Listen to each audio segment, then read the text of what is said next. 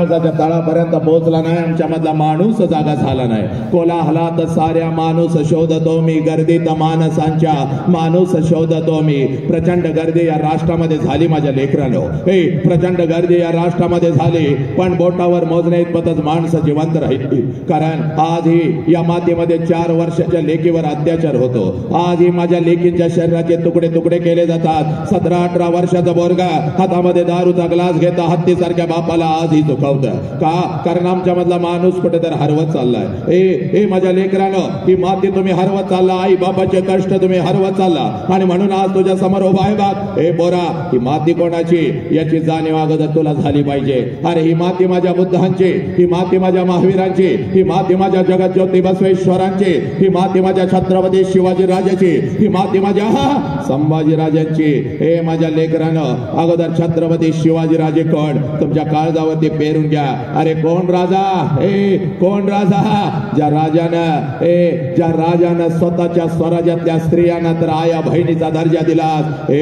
आज काळजावरती लिहून घ्यायचं, कोण माझा राजा? अरे ज्या राजानं स्वतःच्या स्वराज्यातल्या स्त्रियांना तर आया बहिणीचा दर्जा दिला, पण शत्रूंच्या स्त्रियांना आया बहिणीचा दर्जा देणारा जगातला एकमेव राजा, ज्या राजाचं नाव छत्रपती शिवाजी राजा. हे पोरानं, या राजाच्या मातीमध्ये आमचा जन्म झाला. मग आज 4 वर्षाच्या लेकीवर अत्याचार होतो माझ्या पोरानं. एखादा हरामखोर कुत्रा हातामध्ये कोयता घेऊन माझ्या लेकीचे तुकडे तुकडे करतो, आणि षंड आणि नामर्दासारखे आम्ही बघत बसतो. अशी आमची पिढी तयार व्हायला लागली. कारण आमच्या मधला माणूस कुठेतरी हरवत चालला. म्हणून आज पोरा तुझ्या समोर उभा आहे बघ. आजचं बंद व्याख्यान आहे माझ्या पोरी, तर व्याख्यानाच्या पुढचं एक पाऊल असतं ज्याला परिवर्तन म्हणतात, ज्याला बदल म्हणतात. तो बदल आणणारा एका तासामध्ये झाला पाहिजे बघ. आणि हा जर बदल जाणून घ्यायचा असेल तर सगळ्यात अगोदर कृतज्ञता काय असते याची जाणीव आम्हाला झाली पाहिजे. कृतज्ञतेचा अर्थ असा आहे, ज्या लोकांनी आमच्यासाठी काहीतरी केलं, त्या लोकांच्यासाठी आम्ही काय केलं. ज्या आईनं मला जन्म दिला त्या आईसाठी मी काय केलं, आणि ज्या बापानं मला जन्म दिला त्या बापासाठी मी काय केलं. याला कृतज्ञता म्हणतात. या परिवर्तनाच्या सुरुवातीला माझ्या मुखातून नाव निघालं होतं माझ्या छत्रपती शिवाजी राजांचं, माझ्या आऊजी जाऊचं, माझ्या गाडगे बाबांचं. किंबहुना बुद्धांच्या पासून गाडगे बाबांच्या पर्यंत ज्या महामानवांनी, क्रांतिकारकांनी, समाज सुधारकांनी तुमच्या आमच्यासाठी रक्ताचा आणि विचारांचा अभिषेक घातला, त्या प्रत्येकाची नावं माझ्या मुखातून निघाली, आपल्या कानापर्यंत पोहोचली. जय जयकार झाला, पण तो बेंबीच्या देठापासून झाला नाही. पोरांनो, इथंच खऱ्या अर्थानं आम्हाला कृतज्ञता कळते. ज्या वेळेला या महामानवांची नाव आमच्या कानावरती येतील त्या वेळेला आमच्या अंगातलं रक्त उसळलं पाहिजे. कारण या महामानवांनी, क्रांतिकारकांनी, समाज सुधारकांनी फक्त तुमच्या आमच्यासाठी आयुष्य वेचलं. स्वतःच्या 4 भिंतीचा संसार कधीच केला नाही, तर अखंड राष्ट्राचा संसार केला. म्हणून तुम्ही आम्ही इथं ताठ मानानं बसलेलो आहोत. लक्षात घ्या.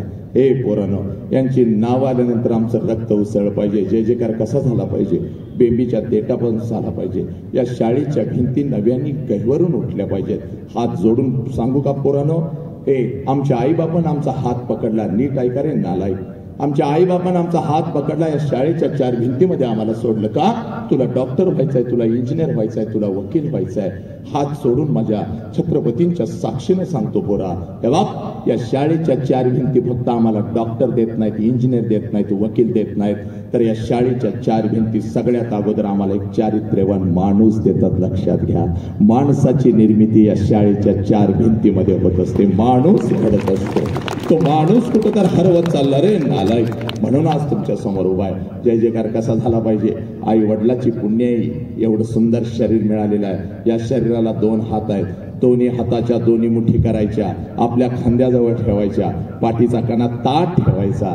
इकडे इकडे बघायचं नाही. मी मगाशीच सांगितलं, कुठेही बघायचं नाही, फक्त माझ्याकडे. दोन्ही हाताच्या दोन्ही मुठी खांद्याजवळ ठेवायच्या, पाठीचा कणा ताट, आणि हात गगन भरारी घेत उंच. जय जयकार झाला पाहिजे. चला, प्रत्येकानं दोन्ही हाताच्या दोन्ही मुठी, पाठीचा कणा ताट, खांद्यावर जवळ ठेवायच्या. चला. पालक लोक, तुम्ही काय साखरपुड्याला आलाय माझ्या? का देताय आता अण्णांच्या समोर एखादं वाजवून अजून एक? शायनिंग महाराज नाही, तुमच्यामुळे तर वाटोळ झालंय. चला, सगळ्यांनी जय जयकार करायचा, सगळ्यांनी जोरात. किती कडक ऊन येऊ दे, काय येऊ दे, आज हालायचं नाही. जय जयकार. आता कुठं आहे रे कॅमेरामन? सगळीकडे पकड रे सगळे. हा बरोबर, व्हेरी गुड. हा व्हिडिओग्राफर कुठे आहे? इकडे ये रे, घे घे, चाल लवकर सगळ्यांनी. हा चला, जोरात हात वरती गेले पालकांनो. मागं उभे राहिलेले सगळे, जो जय जयकार करणार नाही छत्रपतींच्या समोर त्याला शाप देणार आहे. उद्याचा दिवसच ते बघत नाही, सर्र छातीत दुखणार, गायबच आज रात्री ते.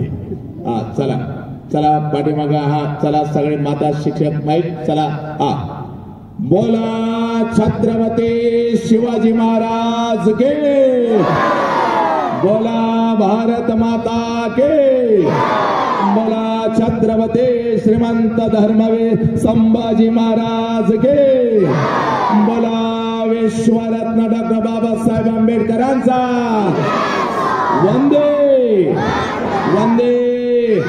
गणपती बाप्पा मंगल मूर्ती. जय जय जय जय जय श्रीराम. जय जय जय जय जय श्रीराम.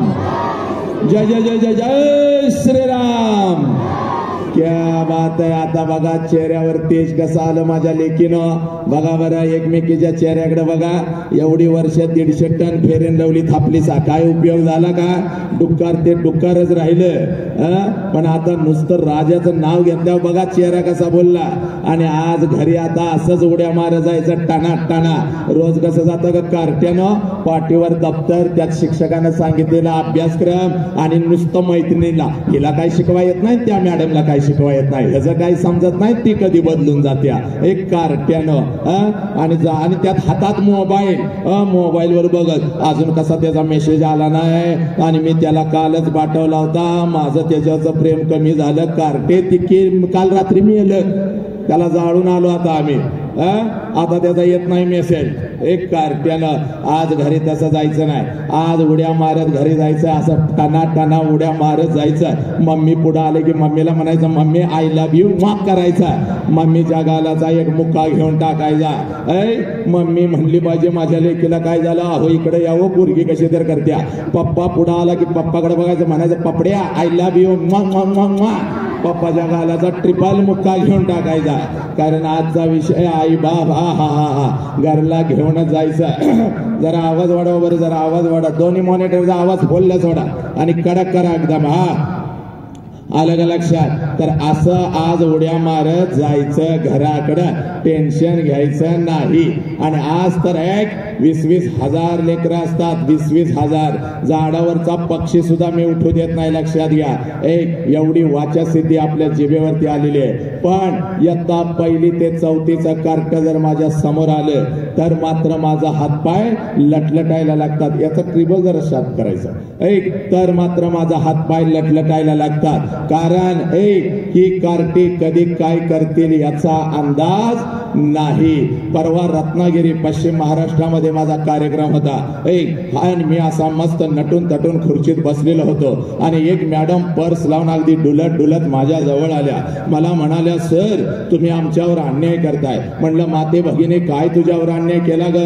तर ती माता म्हणते सगळ्या युनिटला तुम्ही परवानगी दिली, माझ्या युनिटला तुम्ही परवानगी दिली नाही. म्हणलं माते कोणतं ग तुझं युनिट? तर ती माता म्हणते लहान गट मोठा गट इयत्ता 1ली ते 4थीचा माझं युनिट आणि मी त्याची मुख्याध्यापिका.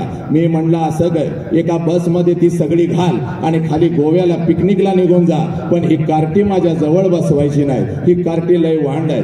मॅडम मला म्हणाल्या सर तुमच्या समोर नाही बसवत, पाठीमागं बसवली तर चालतील का? मी म्हणलं ठीक आहे पाठीमागं बसव, पण माझ्यापासून 50 फूट लांब बसवायचे आणि 2 शिक्षक हातामध्ये काठी घेऊन बसवायचं. जर कार्ट्याने दंगा केला तर हातातला मोबाईल माईक ठेवणार आणि घरला निघून जाणार. मॅडम लय हुशार होत्या, पळत हरणासारख्या गेल्या. मला वाटलं 5-50 कार्टी घेऊन येतील. हात खाली घ्या काय होत नाही, बसू दे चटका बसला तर बसू दे. हा मला वाटलं 5-50 कार्टी घेऊन येतील. चांगली 100-200 कार्टी हनुमान गँगच घेऊन आल्या. पोरं पण एवढी नालाय, कोण चड्डी झाडतय, कोण माती उधळतय, कोण एकमेकाला दगड मारतय. एक तर कार्ट माझ्या जवळ आलं मला वॅक करून गेलं. म्हणलं मेलो गाडी आता काय खरं नाही, आता तुमचं काय खरं नाही. मग मी पण ठरवलं आपण पाठीमागं बघायचं नाही, काय कार्ट्याना दंगा घालायचा घालू दे, आपण आपलं पुढं व्याख्यान घ्यायचं. आणि मग माझं व्याख्यान सुरू झालं. आज YouTube